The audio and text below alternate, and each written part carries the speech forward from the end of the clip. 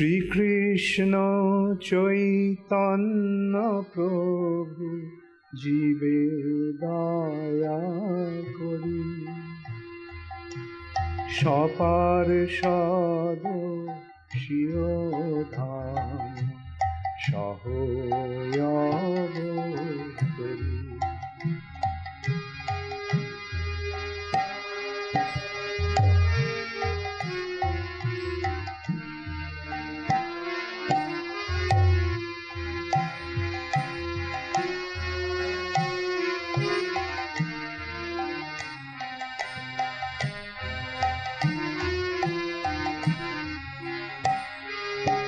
শ্রীকৃষ্ণ চৈতন্য প্রভু জীবে দয়া করি, সপার্ষদ স্বীয় ধাম সহয়ব করি।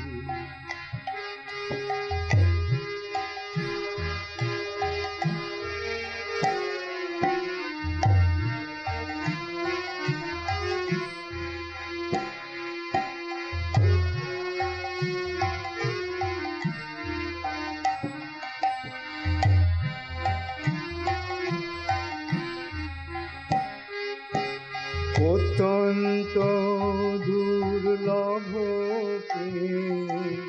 করিবার দান,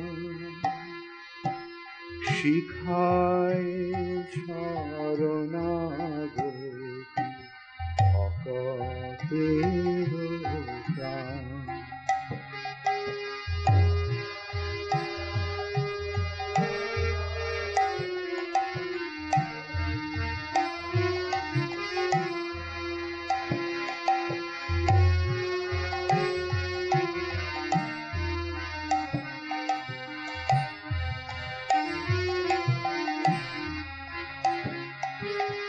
অত্যন্ত দুর্লভ করিবার দান,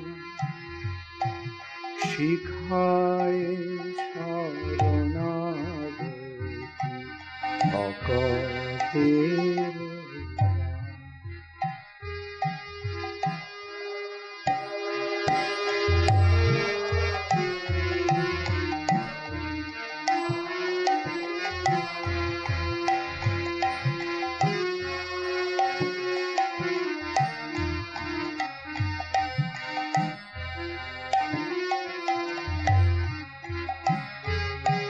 দৈন্য আত্ম নিবেদন গোপ্রীতে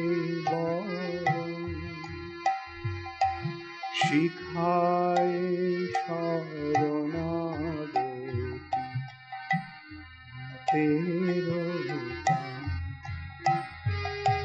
দৈন্য আত্ম নিবেদন গোপ্রীতে অবশ্য রহিবে কৃষ্ণ বিশ্বাস পায়। দৈন্য আত্ম নিবেদন গোপ্রীতে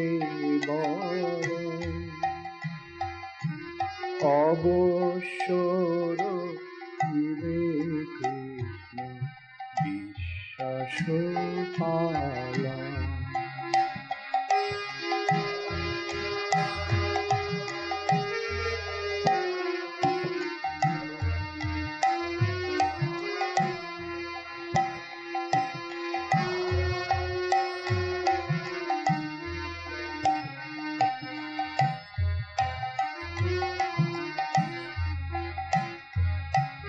ভক্তি অনুকূল মাত্র কার্যের শিখা, ভক্তি প্রতিকূল ভাব বর্জন বিধা।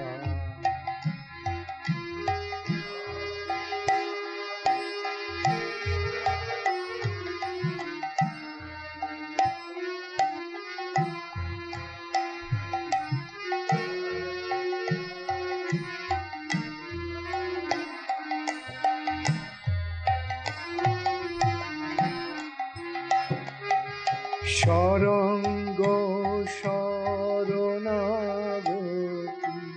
হইবে যাহা, তাহার প্রার্থনা শুনে শ্রীনন্দ কুমার।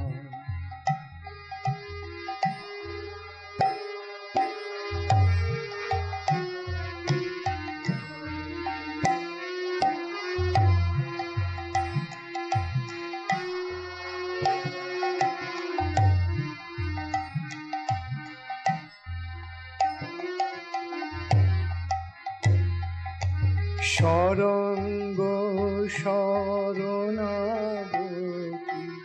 হইবে যাহা, তাহার প্রার্থনা শুনে শ্রীনন্দ কুমার।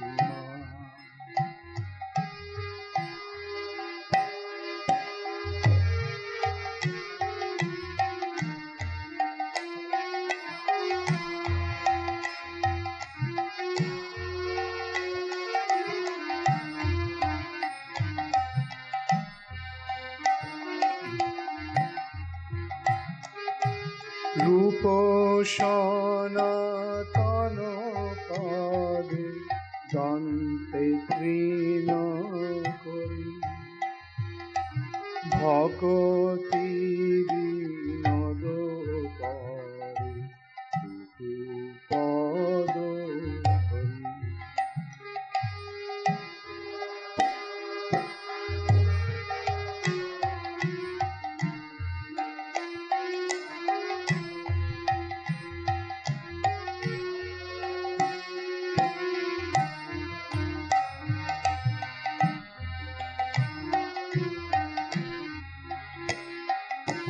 রূপ সনাতন পদে দন্তে তৃণ করি,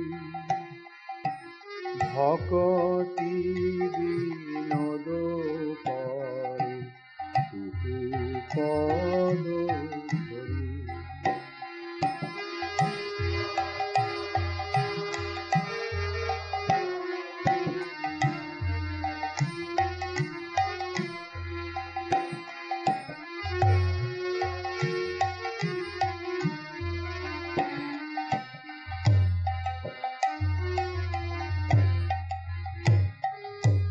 কাঁদিয়া কাঁদিয়া বলে আমি তো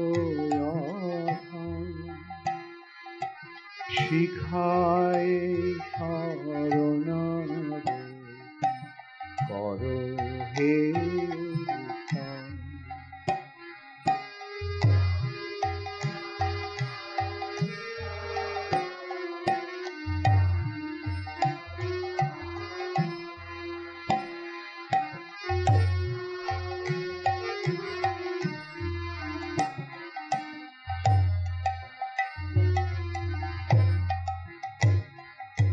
কাঁদিয়া কাঁদিয়া বলে আমি তো অধম, শিখায় শরণাগতি করো হে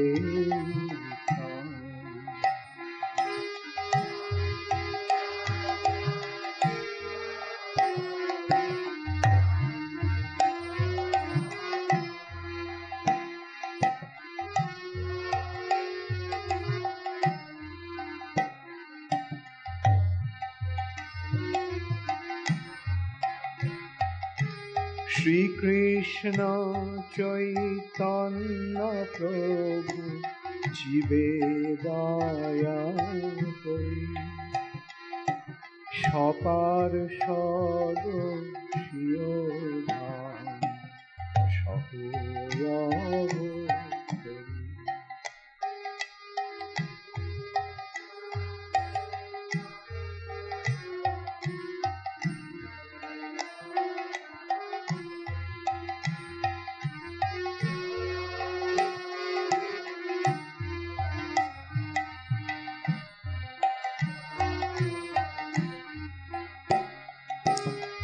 অত্যন্ত দুর্লভ করিবারে শিখায় শরণাগতি ভকতের প্রাণ।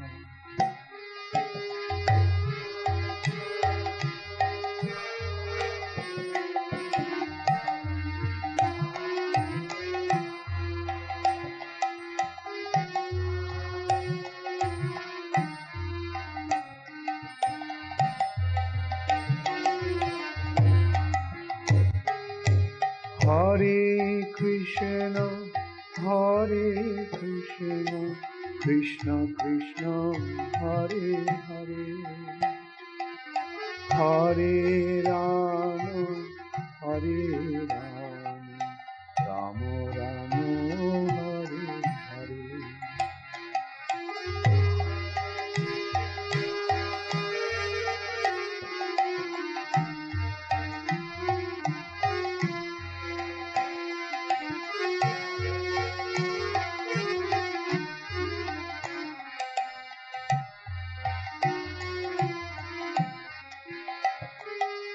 Hare Krishna, Krishna Krishna, Hare Hare, Hare Rama, Hare Rama, Rama Rama, Hare Hare.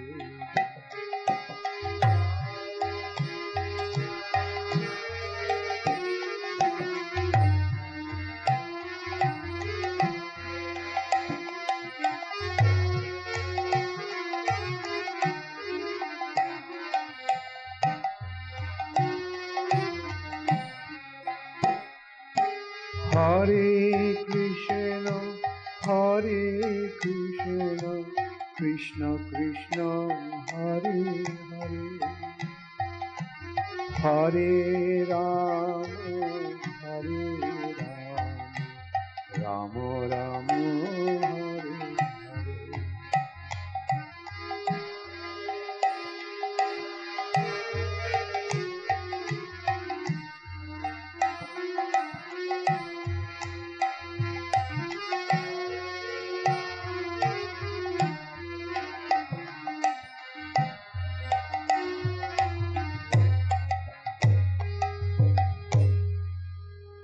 Nama Om Vishnupadaya Krishna Prishtaya Bhutale Srimate Bhaktivedanta Swami Niti Namine Namaste Saraswate Deve Gauravani Pracharine Nirvishesha Shunnavadi Paschakta Vishwatarine Srila Prabhupada Ki Jai.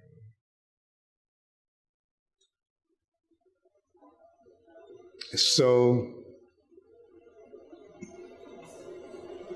why did Krishna come? Krishna came to kill the demons. And one of the principal demons was Kamsa. And the demigods are waiting. When will Krishna kill Kamsa? Krishna came fulfilling their request. Krishna is performing his pastimes in Vrindavan. The demons are coming one after another, and Krishna is killing them. But Kamsa is still there, and his atrocities are going on. The demoniac activities are going on. So demigods became quite impatient.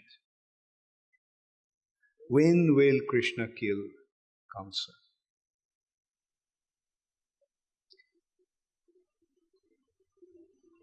You remember how when the first child was born and Vasudev took the child to Kamsa,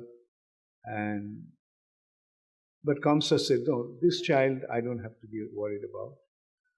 The eighth son of you is the cause of fear, so take this child back. So, do you remember? Did I mention what happened at that time? Anyway, many of you are not here, so your convenience, I'll just say. When Kamsa returned the child and Vasudev took the child back, the demigods became worried. Oh, this child has been given back, and so now the eighth child, how long will it take for the eighth son to be born? Because if the child survives, then Devaki will take a long time to give birth to the next child. So the demigods actually consulted with Narad Muni. Narad Muni, we have to do something about it in order to accelerate Krishna's appearance. So it's actually Narad Muni who went and told Kamsa. Kamsa, the announcement was eighth child, but they didn't mention from which count, front, back, or back forward, or middle, around. So don't take any chance. So that's why Kamsa actually changed his mind and killed. And right after the childbirth, the first six children of Devaki and Vasudeva were killed. And that was done just the demigod's arrangement for accelerating Krishna's appearance.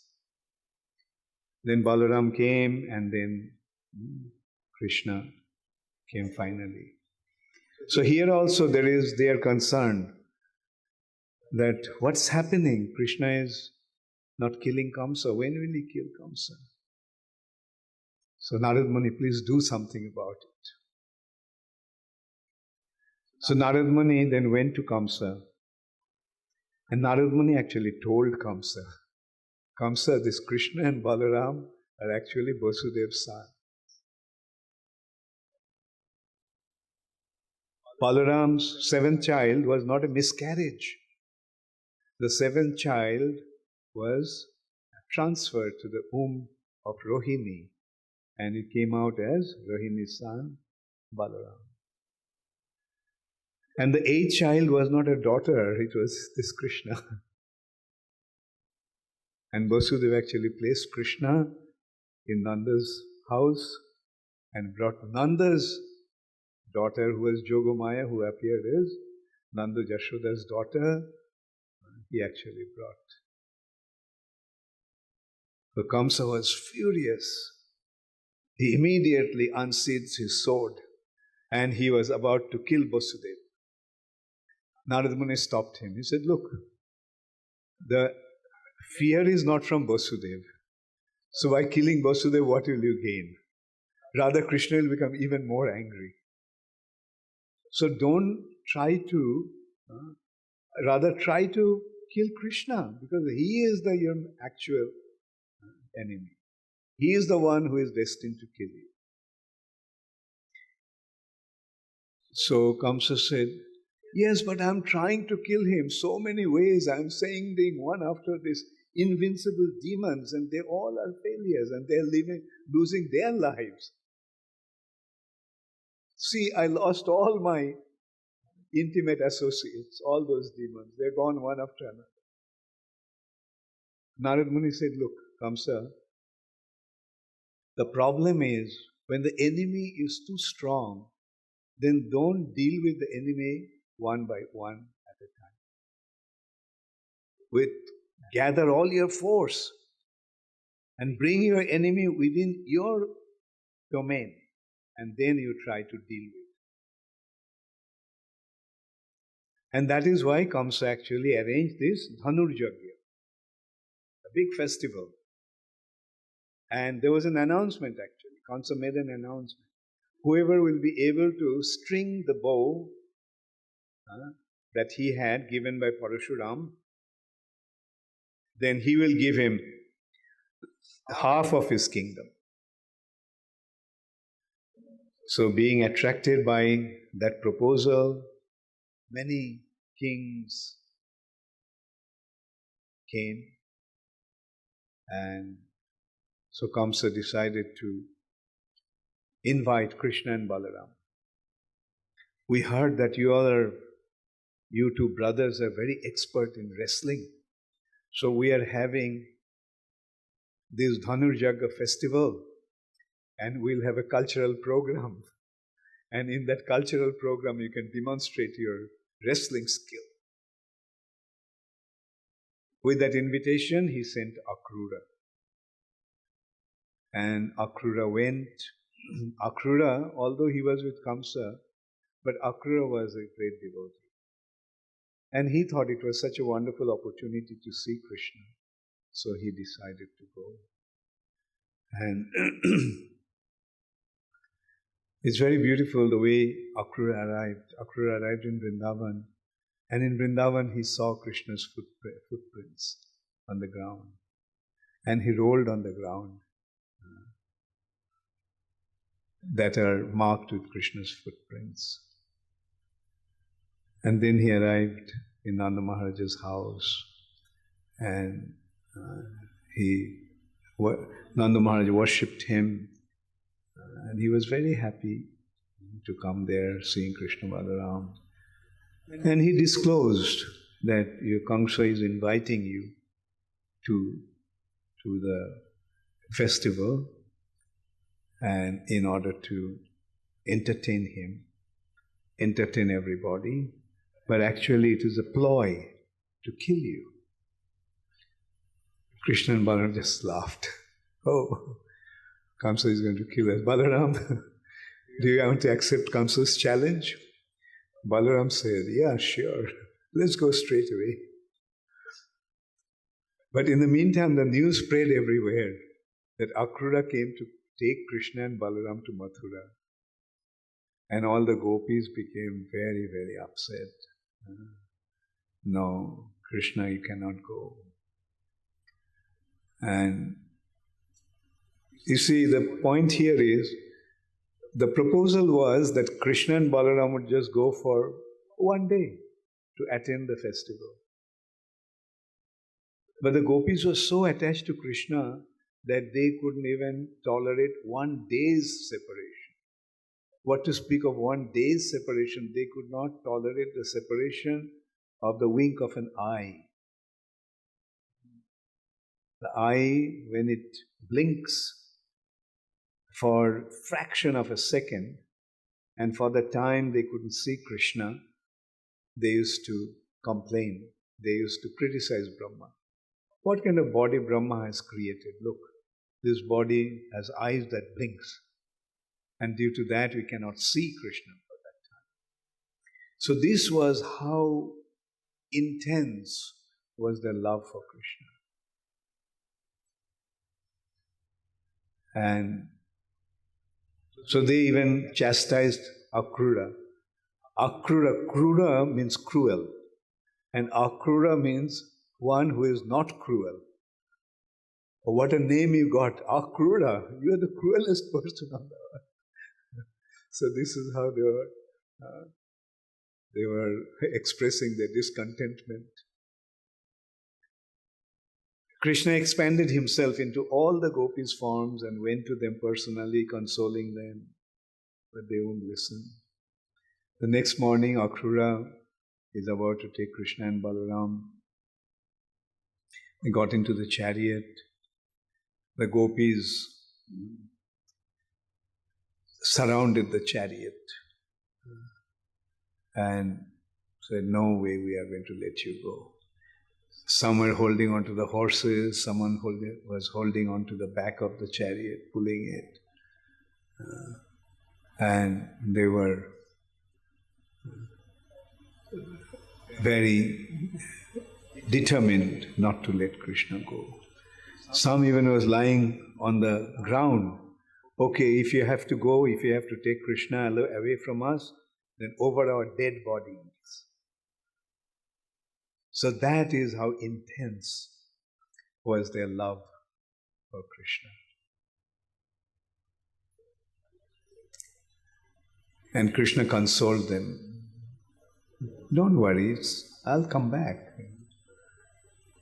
And in this way, requesting them, Krishna let Akrura drive the chariot. And all the residents of Vrindavan were just standing there, watching until the chariot disappeared out of their sight, until the dust rising from the wheels of the chariot settled. They kept on looking at that direction. Then Krishna and Balaram, Akrura was taking Krishna and Balaram, and Akrura came to the bank of Jamuna. And Akrura decided to take a bath. He took their permission. Can I please take a bath here in Jamuna since I've come here? Krishna Maharaj said, yeah, please go. We'll be sitting in the chariot. You go, take your bath. So when Akrura went to the Jamuna and took his bath, and then he saw that Krishna and Balaram also were in Jamuna. So he was surprised. Oh, Krishna and Balaram was on the chariot. How come they're here? So then he went back to see, and he saw Krishna and Balaram was still sitting in the chariot, on the chariot. And so he came back, and this time he saw Krishna Balaram as Narayan and Shankarshan. So this is how Akrura could see, and so he started to offer his prayers to Krishna Balaram. Then taking Krishna Balaram, he came to Mathura, and the Gopas, headed by Nanda Maharaj, also went to Mathura, taking various gifts for Kamsa, various milk products, carts full of milk products to Kamsa. And before Krishna Balaram arrived in Akrura's chariot, they were also there. They also arrived there. How could they arrive? Even before Krishna Balaram, when they were riding on a chariot, horse-driven chariot, and they were going on bullock carts. The answer that was given is because through the forest they knew a shortcut to Mathura. So that's how they came earlier. So they met. They were cowherd people, they had bullock carts and things, so they stayed out of the city. So Krishna and Balaram also made the cowherd boys, and then they decided to go for sightseeing city of Mathura. So with the permission from the elders, they went to see the city. And just beautiful, the description of Mathura is beyond anyone's imagination. So that way we can see 5,000 years ago how the cities of India were like. Beautiful palaces on both sides of the large roads, large avenues. Those roads were decorated, and by the side of the roads there are flower gardens. And elephants, in their trunk, they are taking perfumed water and sprinkling those waters on the road. And the palaces were made of beautifully carved marbles and expensive stones like onyx and all kinds of beautiful stones studded with all kinds of gems. On the road there were arches beautifully studded with all kinds of precious gems. And the ladies from the palaces came out to see Krishna Balaram. They got to know that Krishna and Balaram has arrived in Mathura. They heard about them, but now they have the opportunity to see them. And on the way, Krishna met one washerman who was carrying the loads of washed and ironed clothes of Kamsa, and dyed clothes of Kamsa. So Krishna said, see, we have been invited by the king, but we are coming from the village. We are village people, so we are not dressed properly. So will you give us some of these dresses so that we can go to the royal court in a proper way? That washerman became very, very upset. You dare to speak like that? You dare to have the clothes of the king? You are the forest dwellers. Just be satisfied having your copings as your dress. In this way, he started to blaspheme Krishna. What did Krishna do? Krishna just took his hand and mildly slapped him. And his head was severed from his body and started to roll on the ground. Seeing that, all the other washermen, his companions, they all ran away, dropping their clothes. And so Krishna, Balaram selected some, and all the cowherd boys also dressed up, selecting some clothes according to their choice. So got dressed up. And then they came across a weaver. They wore the dress, but they were not dressed properly. So the weaver helped them to wear the dresses properly. So he just dressed up everyone nicely. So Krishna blessed the weaver that after this life, in this planet, you'll go back to the spiritual world. So this is how merciful Krishna is. Render a little service and Krishna becomes so pleased. The reward is, in this lifetime, you'll live like a king, and in your next life, you'll go to the spiritual world, liberated. Then Krishna came to a florist. His name was Sudama. So, seeing Krishna Balaram, he became so excited. He said, come Krishna, please come to my place. And they selected the choicest flower ornaments and garlands for Krishna and Balaram and all his friends, and decorated them with the flowers. Krishna blessed him also. Then Krishna saw on the way one hunchback woman carrying something. Oh, beautiful lady, what are you carrying? So he said, look, she said, look, everybody knows how I look. Why are you making joke out of me? Why are you making fun of me? Fun of my ugly features, ugly body. Krishna said, no, you are actually very beautiful. Anyway, what are you carrying? I am carrying this sandalwood paste and perfumes for Kamsa. And actually, I decided to decorate you with all these. And she addressed Krishna as, oh handsome. Krishna called her, oh beautiful.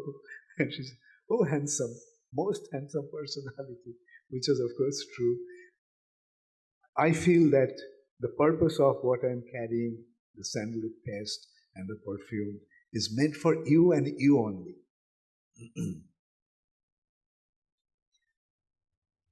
So then Krishna put his toes on top of her feet and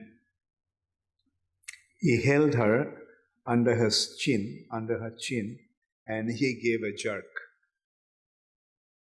And her body became straight. And she became the most beautiful woman. And now this woman, whose name was Tribakra means one who is bent in three places. Because she was a hunchback, she was like that. So she said, Krishna, you have please come to my house. I want to spend time with you. Krishna said, not now. I'll come to you some other time. And so then Krishna saw some Vaishyas, business people, and they worship Krishna offering different articles, auspicious articles. But when Krishna asked, can you tell me where is that bow kept? These Vaishyas were afraid and they didn't want to tell. Because they were afraid that if Kamsa gets to know that they gave the information to Krishna where the bow was, then Kamsa may get upset. So that's why that's what is indicated, the mentality of the Vaishyas. They are very careful about their profit. And they don't want to risk anything. Anyway, that's some Vaishyas like that. But there were some little boys. They said, we know where the bow is. Come, we'll show you. So they took Krishna. So this is how we can see how the grown-up mentality can be averse to Krishna consciousness. The children, with the simplicity, they respond to Krishna consciousness very easily. So they took Krishna, Balaram, and the cowherd boys. They all went there to see where the bow is kept for Yajna next day. And so Krishna and Balaram, the cowherd boys, and also these local children, they walked in. All the guards tried to stop them. But Krishna and Balaram didn't pay any heed. They said, don't come, this area is blocked now. So Krishna and Balaram just walked straight, went all the way up to the bow, and with his left hand, Krishna lifted the bow. And very easily he strung the bow. And as he pulled the bow, with a thunderous sound, the bow broke. Kamsa wondered what happened, as if the whole universe was shaking with the sound. And Kamsa was told that this boy has broke the bow. Now you remember what Parashuram told Kamsa? When the bow is broken, then he will die. So one indication, clear indication, that now Kamsa's death has become imminent. So, trembling with fear, see, he won't give up. Kamsa wouldn't give up and surrender. Although it has been announced that he is going to die, there is nothing can stop him from dying. And the bow is broken. And the personality who broke the bow is going to kill him. So here it is, Krishna is there now to kill Kamsa. But what did Kamsa do? He sent his army, go and kill those boys. And in the meantime, the guards, they were very upset and they attacked Krishna and Balaram.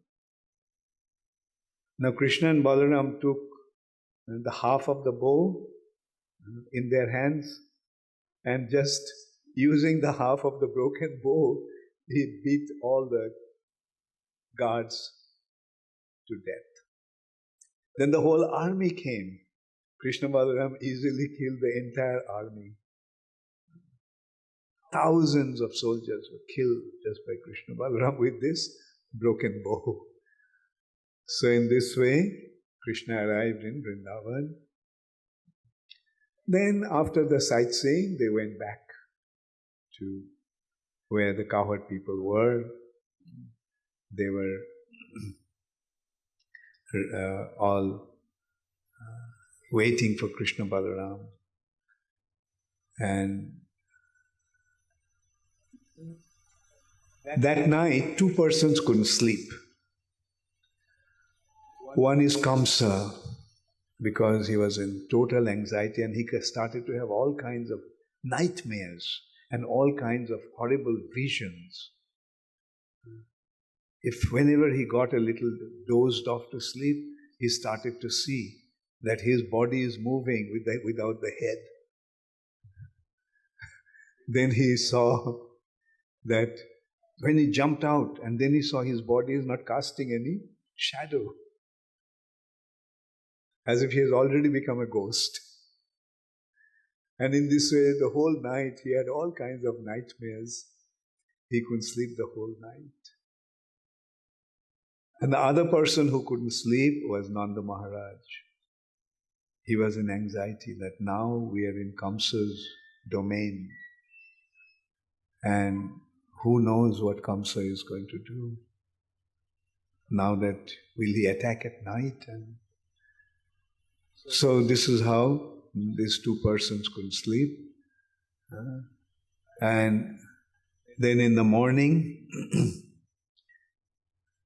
Krishna and Balaram got dressed for the occasion. Kamsa also got up and we went to inspect the arena. He made the arrangements that when Krishna and Balaram would come, Kubalaya Pira, that terrible elephant that has the strength of 10,000 war elephants, Kubalaya Pira would deal with them and kill them.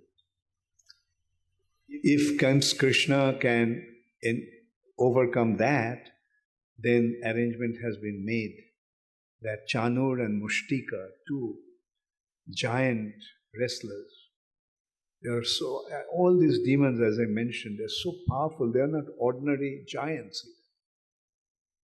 They were demons that could even encounter with the demigods and defeat them. So Krishna Balaram came to the city gate, the palace gate, and they saw that elephant is blocking the way, huge elephant. So he told the elephant driver that please move your elephant, we need to go inside. But instead of moving, that elephant driver charged the elephant towards Krishna. So Krishna for some time played with the elephant. Elephant came charging and Krishna went under his belly. And the elephant couldn't find Krishna. So he started to circle around. And then Krishna came out. The elephant now tried to gore Krishna with the tusk. Krishna just slipped and the elephant just struck the ground and got hurt. Getting hurt, became even more furious. And at one point, Krishna caught the elephant by the trunk and Balaram caught the elephant by the tail. And both of them from both sides started to pull the elephant and the elephant started to scream. Then Krishna let the elephant go and this time Krishna laid on the ground. Now the elephant again came rushing to gore Krishna. But Krishna just slipped away and the elephant again got hurt by goring on the ground. And then finally, Krishna caught the elephant by the trunk, climbed up onto the elephant's body, and pulled the tusk out of his body. Huge tusk. He pulled it out of the body and with that tusk started to beat the elephant to death. Then Krishna took that tusk as a trophy and Balaram took the other tusk as a trophy. Now two of them, like two heroes, with the trunks of Kuvalaya Pira, walked into the wrestling area. And Krishna and Balaram was looking so beautiful. They had this decoration of sandalwood paste on their face and body. And now the blood of that elephant also created marks, red marks on the body, as if his body and his face was decorated with white chandan and red chandan. So in this way, Krishna and Balaram entered. And there's a beautiful description how everyone saw Krishna. Mallanam Ashani. The wrestlers saw Krishna and Balaram as a thunderbolt, Ashani. Nrinang Naravara. The common people saw him as the best of man. The the wicked kings saw him as the one who punishes. The Gopas saw him as their relative, Sajana. The women saw him as Cupid personified.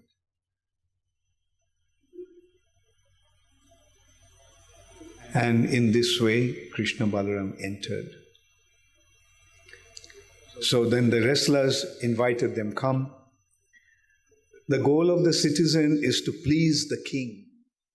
By pleasing the king, the citizens, common man, achieve the goal of their life.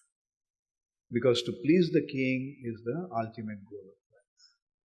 So, come, give pleasure to the king by wrestling. We heard that you two are very expert wrestlers. Krishna said, generally wrestling takes place between equals. How come you are two huge personalities and we are two little boys? Now what kind of match this is? Then they said, Chanur said that you may look like a little boy, but you are not. No one knows who you are. So this way you can see, even the demons can glorify the Supreme Personality of Godhead. No one knows who you are. No one knows who you are. But your strength is inconceivable. Everybody could see that the bow that couldn't be lifted by the most powerful individuals, you have not only lifted the bow, strung the bow, you broke it. Kubalaya Pira, even the demigods couldn't deal with him. And you easily killed him. So, in this way, they challenged. Krishna said, fine. So, Chanura confronted Krishna and Mushtika confronted Balaram. So, they fought for a long time. And then finally, Krishna picked him up and he started to roll him. That is Krishna's favorite way of killing the demons. When there is a one-to-one confrontation. He rolled the demon, and by rolling the demon's life here was almost finished, and then he smashed him on the ground. Chanura is dead. Balaram also jumped onto Mushtika and started to punch him. And Mushtika is dead. Then Mushtika's brothers, Chanura and Mushtika's brother, Kuta, Shal and Toshar, came to attack Kamsa. attacked Krishna and Balaram. So Krishna Balaram killed all the wrestlers, and some of the wrestlers just ran away. So seeing that, Kamsa started to scream that, drive these people out of the thing, arrest Ugrasen, kill him, arrest all the cowherd people. And at that time, Krishna just jumped onto the dais, the raised area where Kamsa was sitting, surrounded by other kings. So seeing that Krishna coming, Kamsa prepared himself. He took his sword in one hand and he took the shield in the other. Now he is ready to attack Krishna. Krishna with bare hand. He avoided Kamsa's onslaughts with the swords. And then he slapped him on the face. When he slapped, Kamsa's turban went flying with the crown. And Krishna now grabbed him by his hair. And just as a lion captures an elephant, and drags the elephant, Krishna dragged Kamsa's body and jumped from that area, that raised area, onto the wrestling field, and just beat Kamsa to death in front of everybody. So everybody in jubilation started to exclaim, Jai Krishna Balaram, Jai Krishna Balaram. But all the friends of Kamsa, now at Kamsa's 8 other brothers, attacked Krishna and Balaram. Krishna killed them also. So seeing that, everybody else ran away from there. Then Krishna went to the prison. He released Ugrasen. Ugrasen was imprisoned by Kamsa. Released his father and mother. And after a long time, after the birth, Krishna was separated from his mother and father. And now they met them. And it was a very beautiful and touching description how Devaki and Vasudeva met Krishna and Balaram.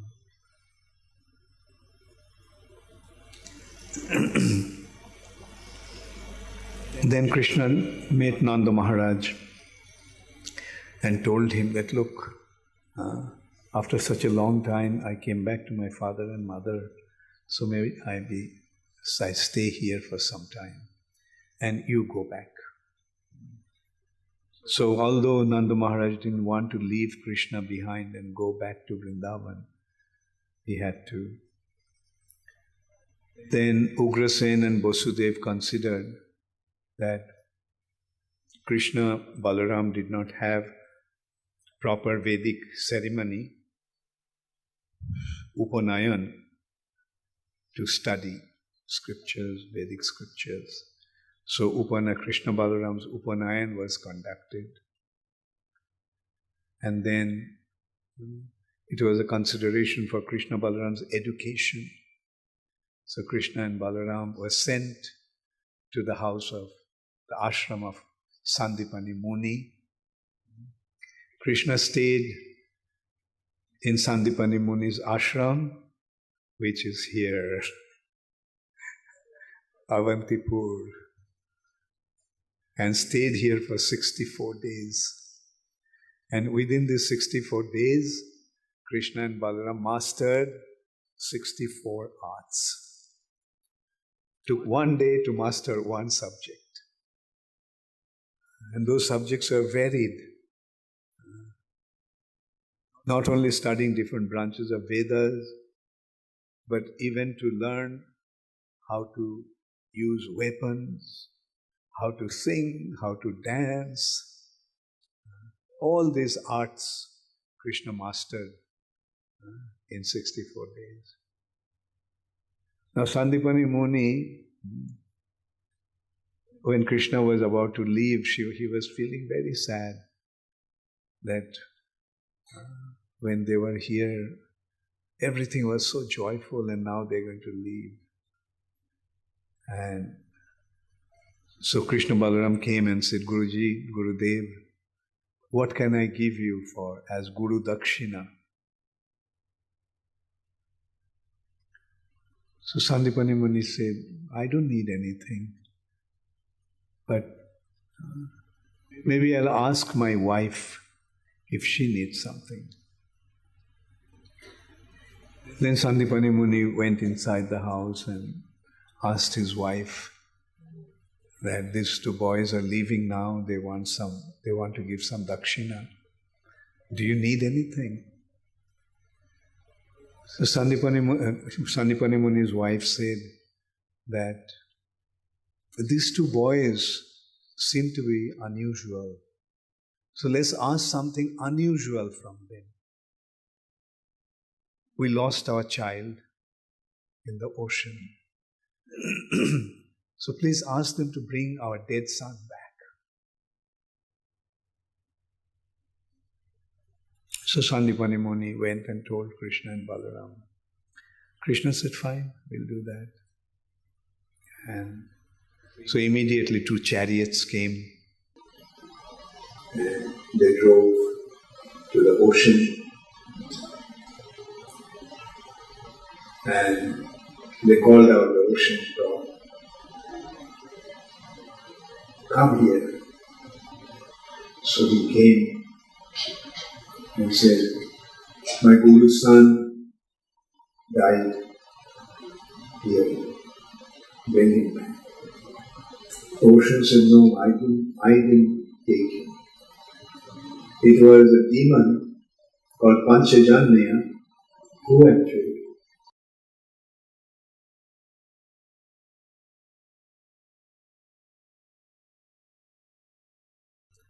found Panchajanya, who was hiding in the form of a conch shell, huge conch shell. And so Krishna fought with the demon, killed the demon. But there also he couldn't find the boy. And they were told that the dead boy has gone to Jamraja's abode. So they went to Jamraja's abode, Sangjamani Puri, and called Jamraj, blowing the conch shell that they just acquired, Panchajanya. Jamraj came and fell at Krishna's feet. And he was so happy that his master has come. So he invited, so please tell me, my Lord, what can I do for you? So he told that this boy, his Guru's son, was dead in the ocean. So we came to take him back. So Jamraj found out where he was, and then he brought that son back. So Krishna and Balaram took the dead son of Sandipani Muni and back returned to him. So then Krishna and Balaram went back. In the meantime, Kamsa's widows, two wives, Asti and Prapti, went and reported to their father, Jarasandha, that Krishna has killed her husband.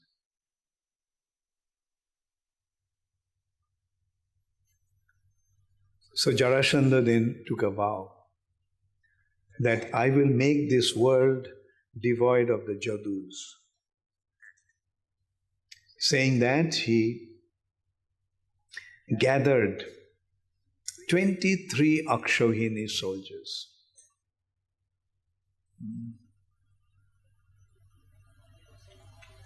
Roughly, one Akshohini is 65,000 chariots, 65,000 horses. 65 multiplied by 3, the chariots. And 65,000 multiplied by 5, the foot soldiers. So that is one Akshauhini, something like 650,000 soldiers. Multiplied by 23 Akshauhini soldiers. He attacked, can you imagine? Almost 2 million soldiers. How many chariots? 65,000 multiplied by 23.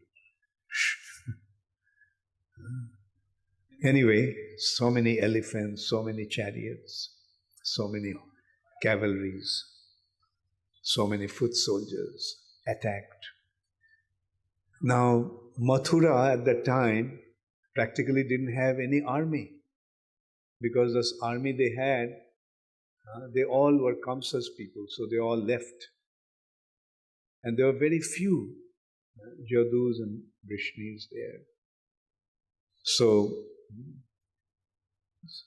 Jarasandha attacked, seized Mathura city. So at that time, 2 chariots came from the spiritual world. Krishna's chariot and Balaram's chariot, equipped with all celestial weapons, divine weapons.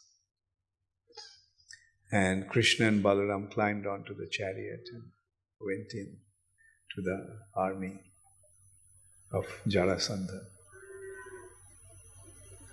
The ladies were watching from the top of the palace, and when Krishna and Balaram went, it seemed that they all were completely swallowed by the soldiers. They couldn't see them, as if they have engulfed Krishna and Balaram completely. So they were in great anxiety. But then, very soon they saw those soldiers were parting or falling, and Krishna and Balaram emerged from there. And Krishna and Balaram started to wipe out the soldiers. All 23 Akshauhini soldiers were wiped out. The only one who was left is Jarasandha. Balaram was about to kill Jarasandha. Krishna said, don't kill him, don't kill him. Let him go. So in this way, Jarasandha attacked Mathura 17 times, and 17 times he lost all his soldiers. He attacked for 17 times with 23 Akshauhini soldiers, and each time everyone was killed excepting excepting Jarasandha. The question arises, why Krishna let Jarasandha go and let him attack again and again and again?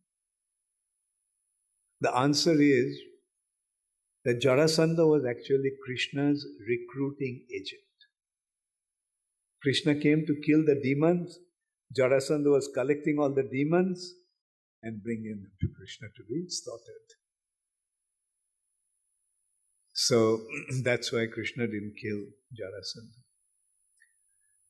But on the 18th time, there was a little problem.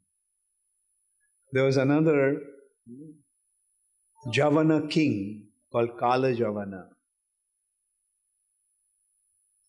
And he attacked with 10 million soldiers. And Jarasandha was coming with his army. So Krishna and Balaram considered what to do now. The attack is coming from 2 sides. So how are we going to deal with that? Because our city will be in danger. So Krishna decided that let everybody be transferred from Mathura to a safer place. So he called Vishwakarma and told Vishwakarma to build a city in the middle of the ocean. Because if the city is in the middle of the ocean, then no one will be able to So, being ordered, Vishwakarma overnight built a beautiful city, and that is Dwarka. And at night, when everyone was fast asleep, Krishna arranged that they all were transported from Mathura to Dwarka. So in the morning when they woke up, they found themselves in a new place. And they found that different palaces were assigned for different persons. Their nameplates were there in the front of the palace. So this is how Krishna transported all his capital from Mathura to Dwarka. And then Kalajavana actually was looking for an equal match to fight with, because he defeated everyone. So he asked Narad Muni, so can you tell me who I can fight with and get some delight out of it? Because all these other characters, other kings, they're just like little wasps. I can finish them in no time. I need some proper individual to fight with. So Narad Muni said, there is one person who is really your match. Who is that? Krishna, Vasudeva. He lives in Mathura. And Narad Muni described Krishna. So Kalajavana now came to fight with Krishna.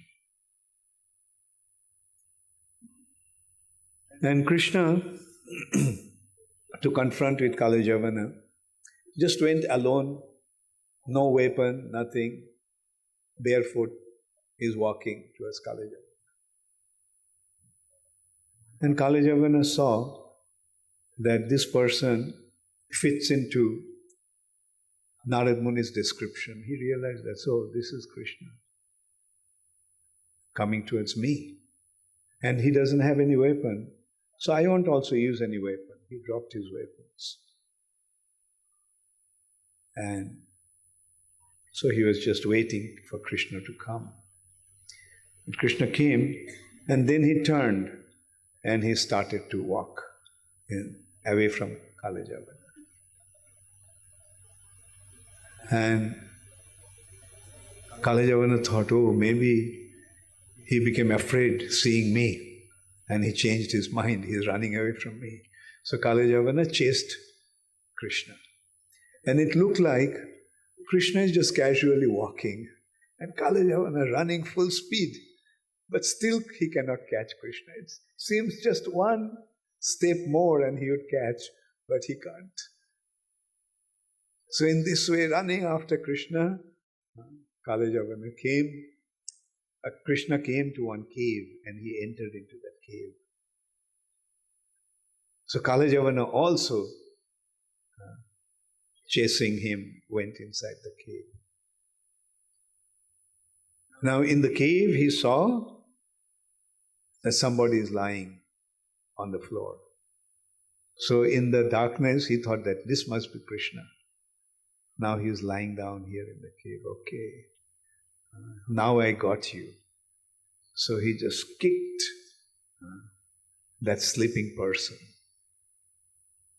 And that sleeping person just woke up and looked at him, and Kalajavana, in a flash of a moment, burned to ashes.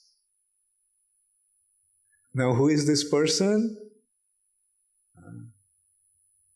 This person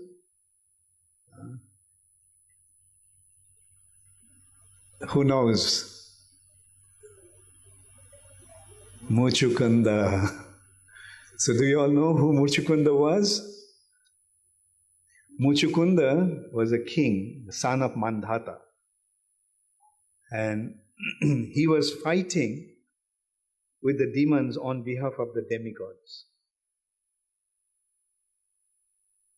And he fought for a long, long time on behalf of the demigods against the demons. And he was... So finally, Kartikeya was born, and Kartikeya became the general of the demigods, Deva Senapati. So when Kartikeya appeared, then the demigods told him, Muchukunda, thank you very much for fighting on our behalf for so long. So now we got a qualified general, Kartikeya, and he is the son of Mahadev and Parvati. So he will become our general and he'll take the charge of leading the army, leading the soldiers. So now you can retire. Thank you very much for fighting on our behalf for so long. So the demigods then asked him, we are so pleased with you. Ask for any boon from us.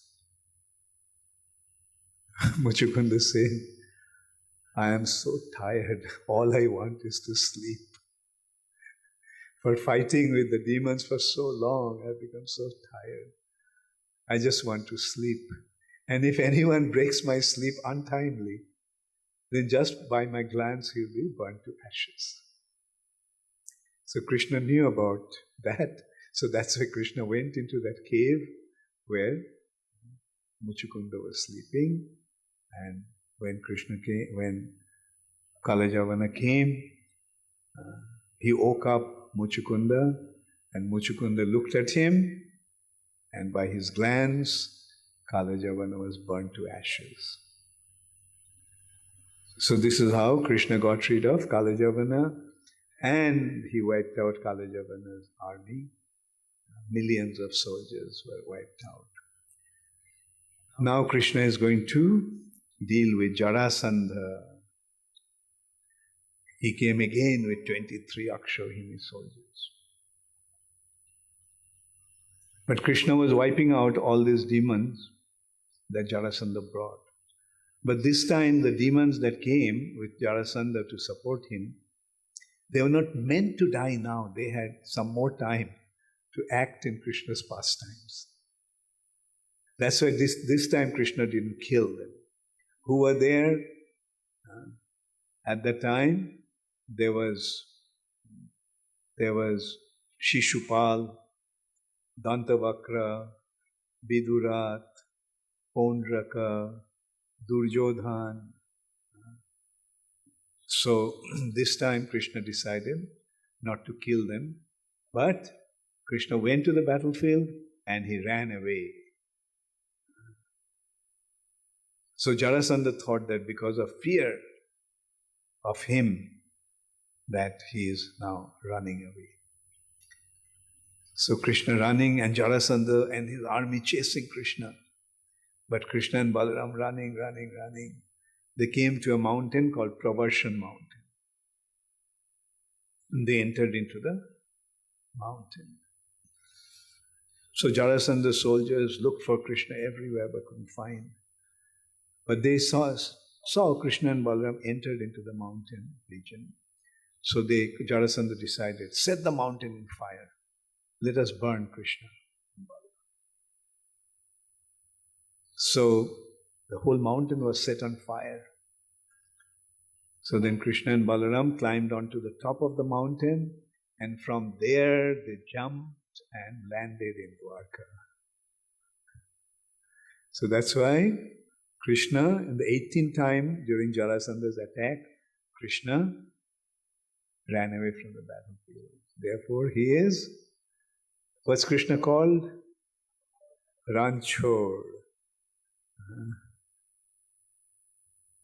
And so this is how Krishna came to Dwarka, and how capital of Jadus were transferred from Mathura to Dwarka. Now with one incident, I will stop today's class and I'll invite the questions. There are quite a few questions, it seems. There was a person called Revata, a king. He was there in Satyuga. And he had a beautiful daughter. Her name was Revati. Revata's daughter Revati. Like Janaka's daughter, Janaki. So,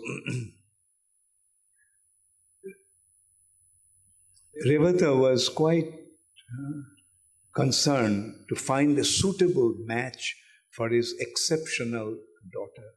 She was not only extremely beautiful, but she was endowed with so many wonderful qualities. So he decided to go to Satyaloka and ask Brahma who is her suitable match. So when he went to Satyaloka, to Brahma's Sabha, Brahma's assembly, at that time Brahma was listening to some Apsaras singing, glorifying Krishna.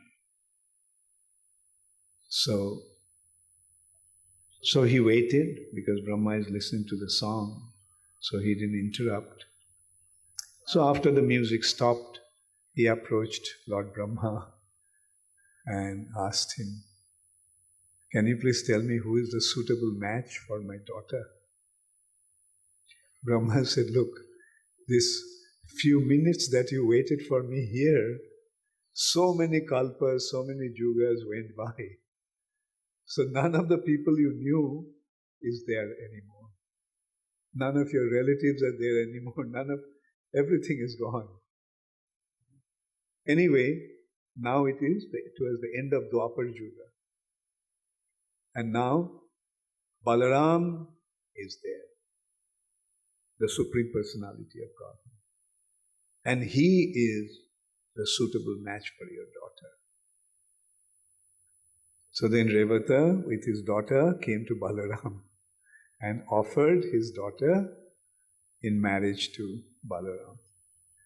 Now she's coming from Satyayuga, so she was very tall, and Balaram compared to her was quite small.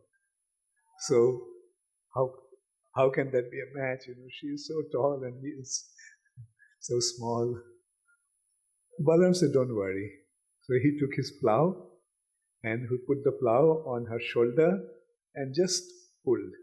So Revati became of appropriate size. So this is how Balaram got married. Anyway, so tomorrow we'll discuss about Krishna's marriage.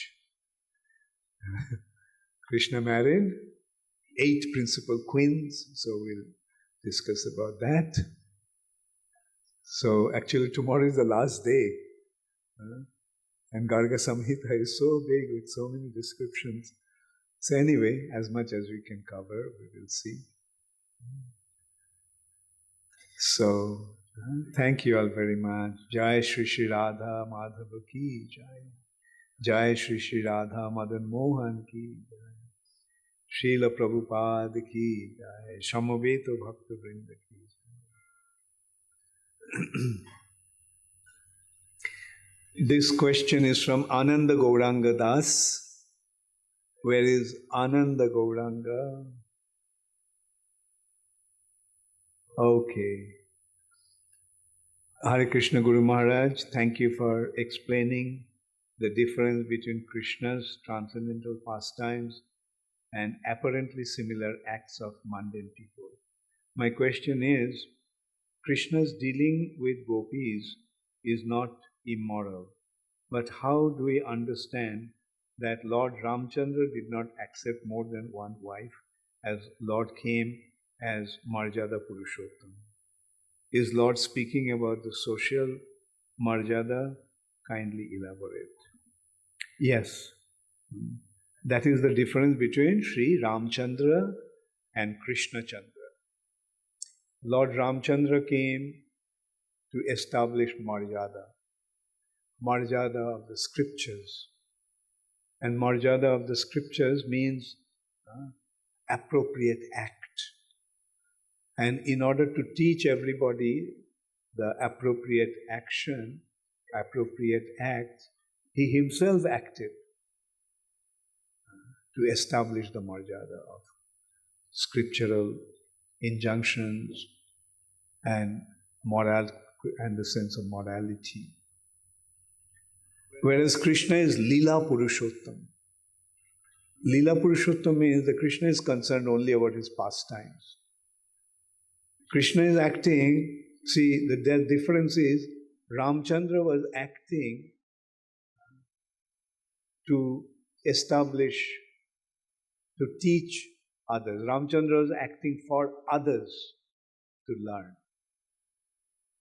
And Krishna Chandra is acting for his own pleasure without considering what others are going to think.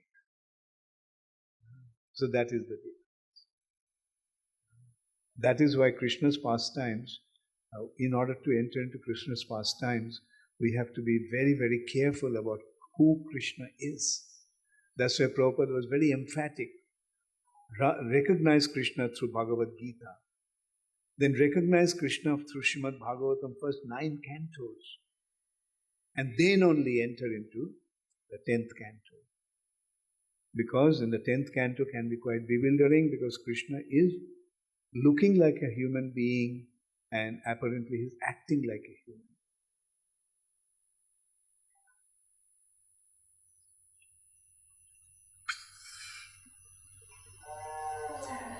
So next question is Bhaktin Bharati. Bhaktin Bharati.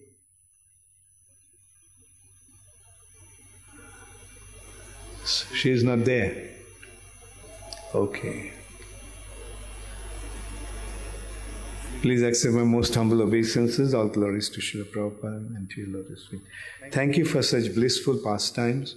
I very humbly and small question, how we are able to learn more and more what Krishna wants, wishes, instead of what we think for Krishna.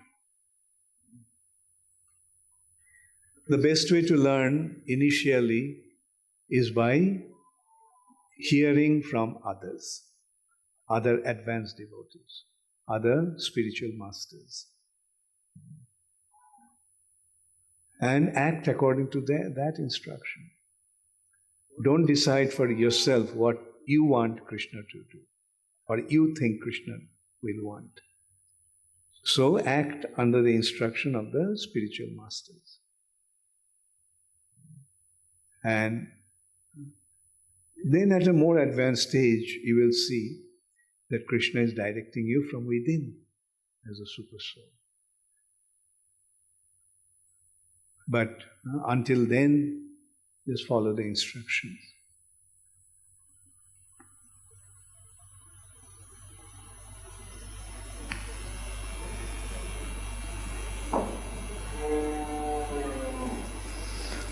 Dear Guru Maharaj, can you please give some practical instructions? Yes. Follow the 4 regulative principles, chant 16 rounds, read Prabhupada's books, and render devotional service. Is this practical? No, not practical. Somebody is shaking her head. Tell me why it's impractical. Isn't this the most practical instructions?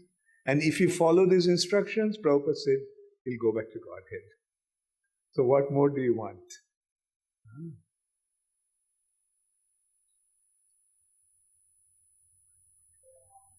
Gita Kirti Radhika Devi Dasi. Where is Gita Kirti?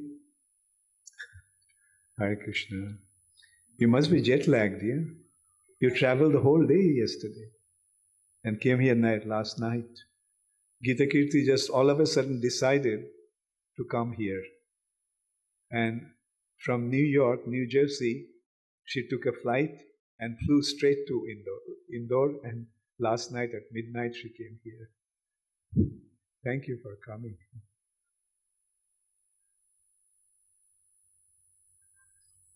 She's saying, all glories to Shiva, etc. Thank you very much for your wonderful lecture. You mentioned that many women from Lord Ramchandra's pastime came as gopis in Lord Krishna's pastime. Did some gopis come from other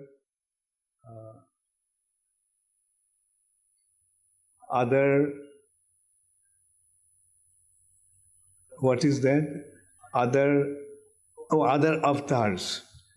Other avatars of Lord other than Lord Ramchandra. If yes, which avatar of the Lord? Not that I know of.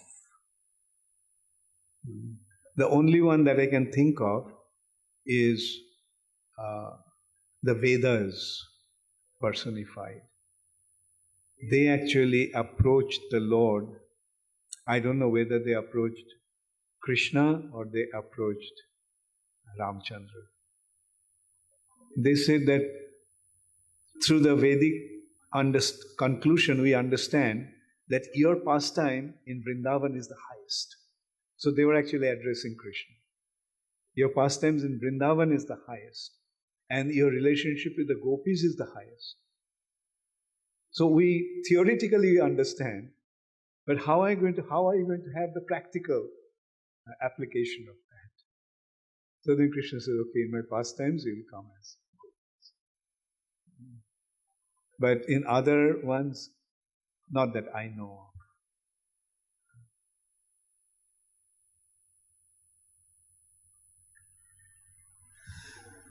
Dinavatsala Das. Where is Dinavatsala?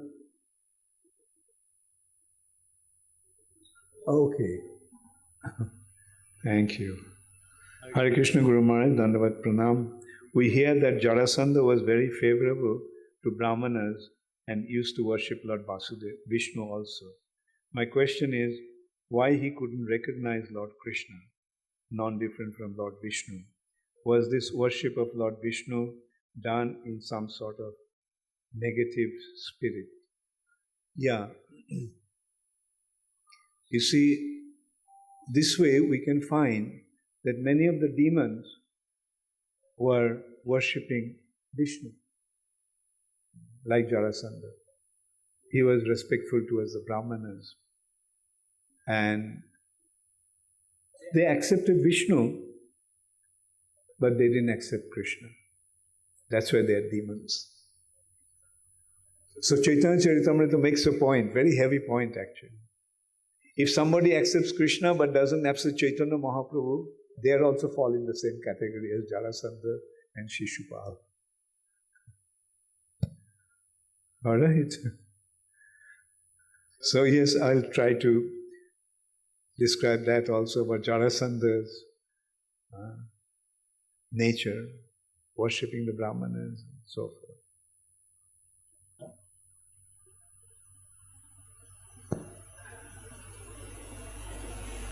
So next question is from Murari Haridas, Mayapur base, Bhopal. Is it from the internet or? Oh, there you are. Okay, Mayapur base of Bhopal. Huh? Hare Krishna Guru Maharaj, please accept my humble obeisances. I have a question with respect to morning class. Gopis, Uddhava, Bhishma are already there in spiritual world. They descend to material world on the wheel of Krishna. But we also find that in previous life, few gopis were rishis, Bhishma was a Vashu, Uddhava was also one inhabitant of heavenly planet. So how to understand this? Is it that they were conditioned souls and later they became such elevated devotees? Yeah. So, good question. In this respect, you have to understand that there are two types of associates. One kind of associates are Nitya Mukta associates. They come with Krishna from the spiritual sky. And there are some sadhana siddhas. By their sadhana, they achieve perfection and get a chance to take part in Krishna's pastimes. And that's how they achieve the ultimate perfection. So, in that respect, we have to understand there are three possibilities that happens. Like sometimes Krishna comes with his eternal associate. Say, for example, Nanda Maharaj and Mother Jashoda. They are Krishna's eternal associates. They are there in the spiritual world with Krishna. And sometimes they come with Krishna. And there are personalities like Drona and Dhara. They perform great austerities and with a desire to achieve that position, having Krishna as their child. And so in such case, if Nanda and Jashoda from the spiritual sky, the Nitya Siddha Nanda and Jashoda came, the eternal associate, then they merge into their body. Or another possibility is that in these pastimes, Nanda and Jashoda do not come, but Drona and Dhara get to play the role of Nanda and Jashoda. So this is how there are various possibilities.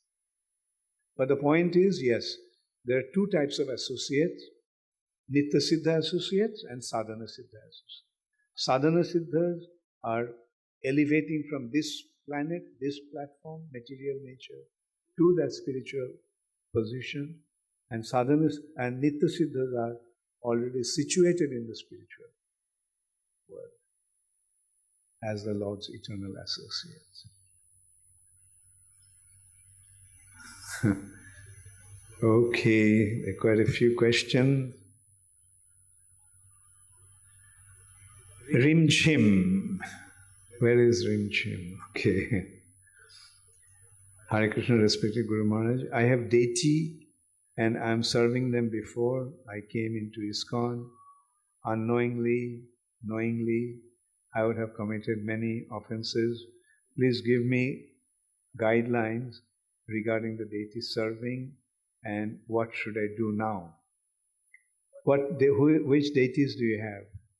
Radha Krishna? Then?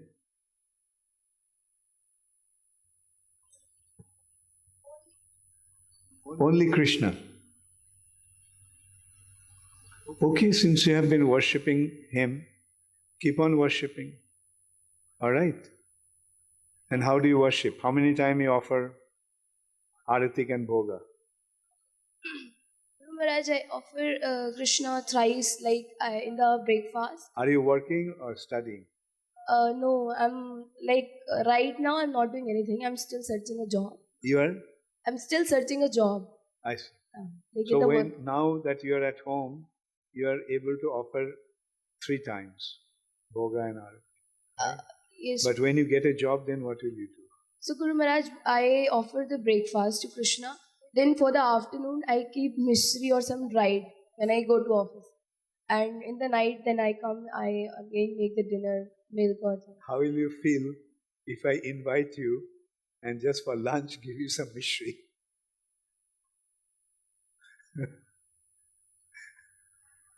So that's why I'm saying that before you get the deities, be very careful. Be very careful that you are able to take care of them properly. And that's why, you see, that's why there is no emphasis on deity worship in this age. That's what we have to understand. This year, Krishna gave the holy name because you don't have time to take care of the deity. But everyone thinks, oh, if I don't have a deity, then my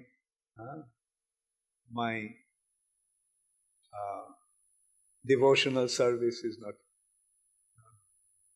happening. Mahaprabhu made the arrangement, a simple arrangement, just stick to that arrangement.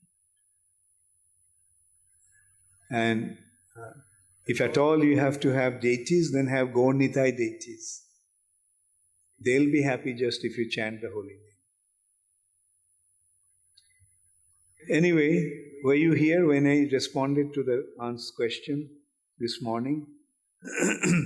I have Radha Krishna deities, how should I serve them? I got the deities before I came in contact with ISKCON. So, if on your own you have decided to get the deities, then you decide how you're going to serve. Because it's not appropriate for me to decide how you're going to serve. Right? Therefore now, you have to consider very seriously how to maintain the standard. At least, maintain whatever you can and every day beg forgiveness from the Lord. My Lord, I am not able to take care of you properly. Please forgive me. So, But I will make it a point to at least chant 16 rounds every day. Alright? So at least that condition Krishna will accept. Okay? Should I offer only twice, not thrice? When you get, and now you can offer, but when you are getting a job, then what? Who is there at home with you? Maharaj, I am staying away from my home. So. You're alone. You're alone. Okay, as I said, whatever is possible for you, do that and beg forgiveness. And at noontime, if you're working and if you can at least in your mind, if you can offer, do that. Okay. Lal Govinda Das, Hare Krishna. Dandavat Pranam Guru Maharaj. Since 12th September, we are receiving series of very interesting, informative and encouraging lectures from your nectar mouth.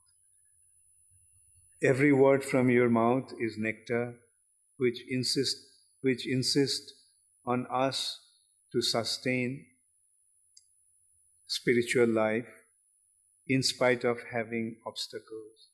Today morning session, you concluded that unless you give up your sex desire completely, you are not able to enter into the spiritual world. You are absolutely correct, Guru Maharaj. It is really a good demon. It is really a great demon in our life. Please advise us or provide some tips how to overcome, conquer sex desire completely. You see, very nice question. Very good question. The thing is, ultimately, everything is a matter of practice. Sadhana. Practice makes one perfect. And the way to conquer any propensity is by getting the higher taste. So, and Krishna consciousness provides us the higher taste. And by getting the higher taste, we give up the lower taste. And we have to also recognize the fact that the human life is meant for conquering sex desire. Whether one is a brahmachari, grihastha, banaprastha or a sannyasi, everyone has that same objective, to conquer sex desire. The other day I was in Orlando. I was giving a class in the university. And one boy asked a question, why human beings are straight? It's a nice question, actually. Why the human beings are straight. Whereas the animals, they're walking on four legs. Birds also don't stand up like that. They're like that. What to speak of the reptiles, snake.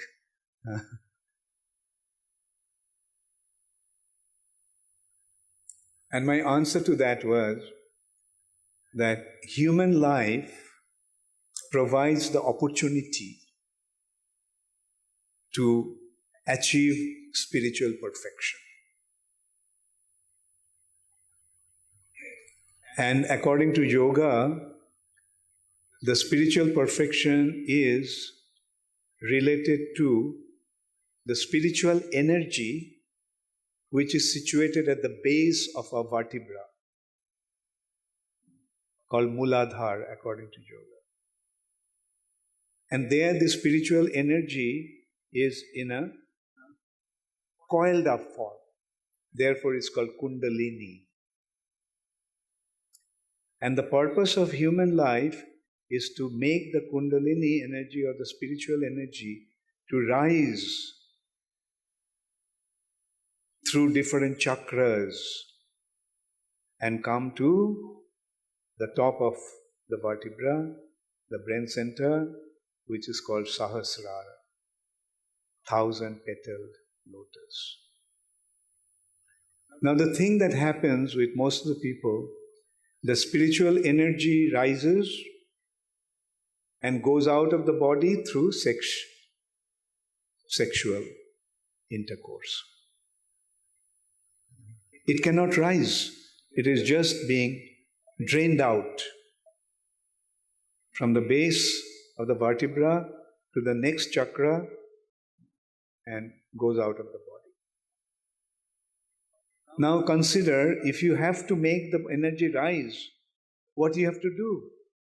You have to stop that energy from going out of the body.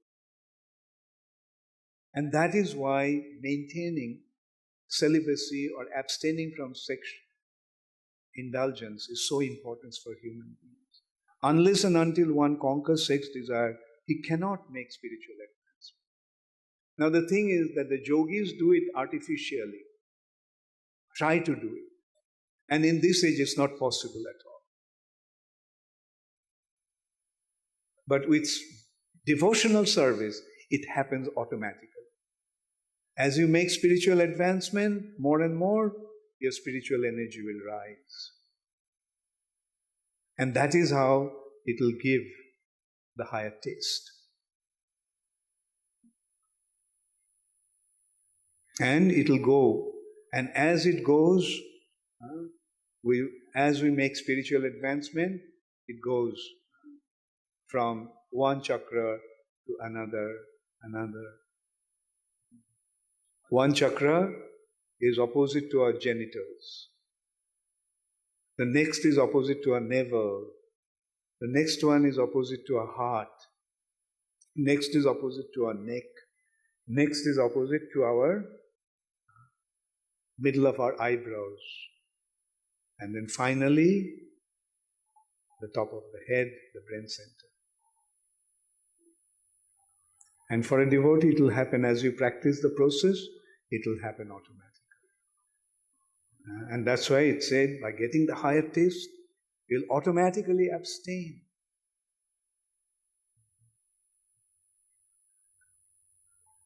What is the ultimate purpose of sexual union? Reproduction. And it is a painful affair. That's why Brahma gave a little pleasure to that act so that people will become attracted to that act for the sake of procreation. But today what is happening? People forgot or given up the main purpose and they just caught up with that little momentary pleasure that comes with that. And the goal is losing that spiritual energy. Everyone is, in today's world, no one is trying to reserve this spiritual energy. But the whole civilization is running after wasting that spiritual energy. That is the bottom line of this question. Maheshwari Devi Dasi, আপনি দুপুরের ক্লাসে 4 প্রকার গোপীর কথা বলেছেন, মৈথিলী গোপী, অযোধ্যা গোপী, দেবী গোপী এবং যজ্ঞ গোপী। এদের মধ্যে দৈবী গোপী কাহারা, যদি সেটি কৃপা করে। আমি 4টে বলিনি, তুমি ঠিক মতো শোনোনি। আমি তার আগে বলেছি শ্রুতিচারী গোপী, ঋষিচারী গোপী, এবং পরে আমি বলেছি যে এরকম অসংখ্য গোপী রয়েছে। গোপী কেবল 4 রকম নয় বা 6 রকম নয় বা 10 রকম নয়, অসংখ্য গোপী। দৈবী গোপী হচ্ছে যে সমস্ত দেবীরা কৃষ্ণের লীলায় আকৃষ্ট হয়েছে বা রামচন্দ্রের লীলায় আকৃষ্ট হয়ে রামচন্দ্রকে প্রতিরূপে পেতে চেয়েছে, তারা কৃষ্ণ লীলায় গোপী হয়ে হওয়ার সৌভাগ্য লাভ করেছে। Question, this is from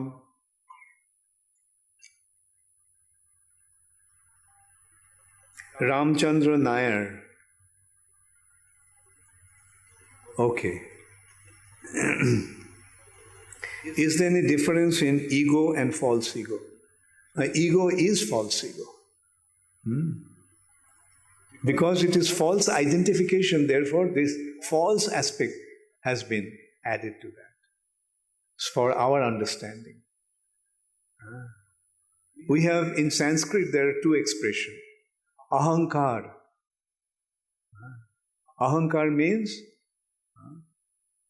identifying with the body. Now the body is not our real identity, therefore this is a mistaken identity.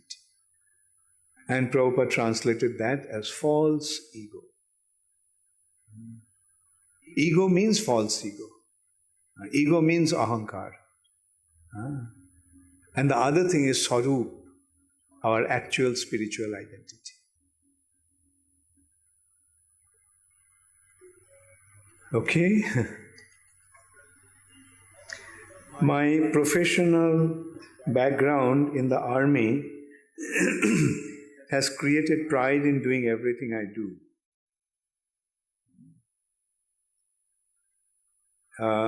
Be it routine duties or training courses of instructions or sports, with the intention of doing it best and be a winner.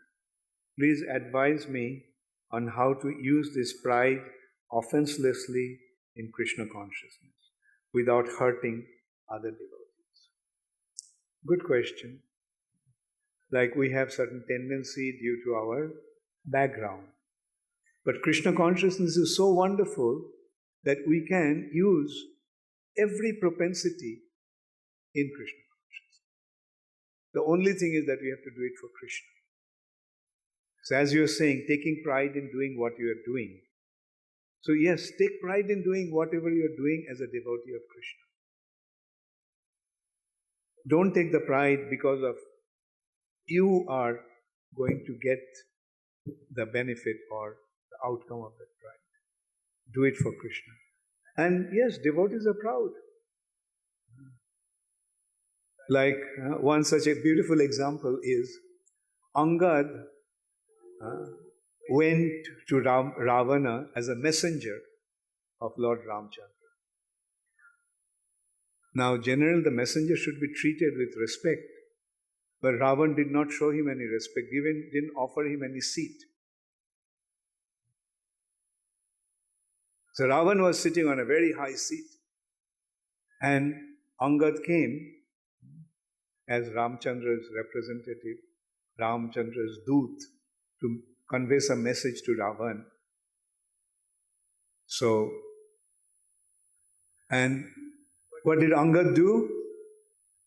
With his tail winding up, he created a seat which is even greater than Ravan's, higher than Ravan's. And from there he is communicating with Ravan. It's a pride.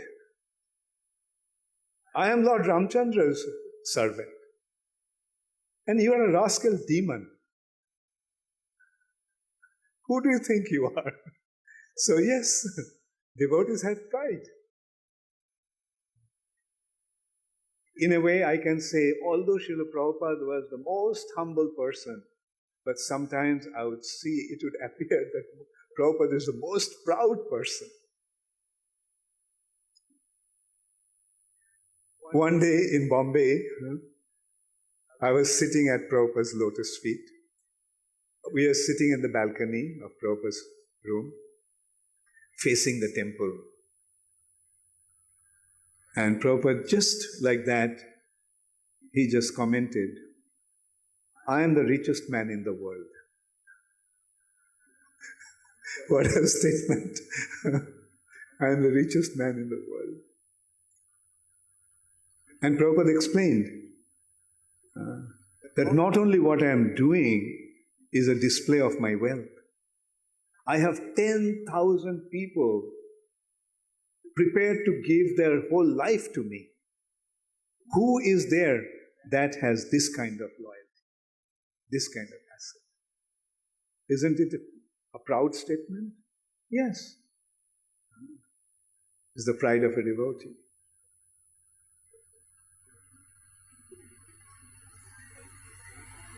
Bhaktadas. Okay. Okay. When Krishna and Balaram came to Ujjain to learn from Sandipani Muni, they learned 64 arts. My question is, did Sandipani Muni all 64 arts? As we have heard that only Krishna knows all 64 arts. Sandipani Muni is the teacher. So if the teacher doesn't know, how is he teaching to the students? Isn't it common sense? Krishna possesses all 64 qualities. Not that Krishna only knows about the 64. He possesses this quality. Whereas Sandipani Muni knew about those qualities. And that's why he could teach. This one,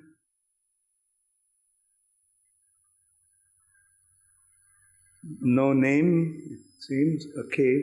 As you mentioned about Kali Javana, a Javana king, so I'm curious to know that how come the Javana did exist in Dwapar Yuga, because earlier I heard that Kali Yuga degradation started with Javanas and Mlecchas. The Mlecchas and Javanas had been existing since time immemorial. At the time of creation, the Javanas were created. Individuals with that propensity to go against the scriptures is Javana. From the beginning, there is a tendency for individuals, those who are eating meat, fond of eating meat, those people are there. They are mlecchas. So all of them had been existing, not that only in Kali Yuga they appear. Kirata Hunandra Pulinda Pukkasha. Krishna is telling Bhagavad Gita. The Skiratas, Hunas, Javana Khashadayo, Javanas, Khashas, Andhra, Pulindra, they have been existing. Okay, thank you all very much. All glories to Srila Prabhupada. Gaur Premanande Hari. Nama Om Vishnu Padaya Krishna Prishtaya Bhutale Srimate Bhakti Vedanta Swami Niti Namine Namaste Saraswati Deve Gauravani Pracharine Nirvishesha Shunnavadi Paschata Deshutadine Srila Prabhupada Ki Jai.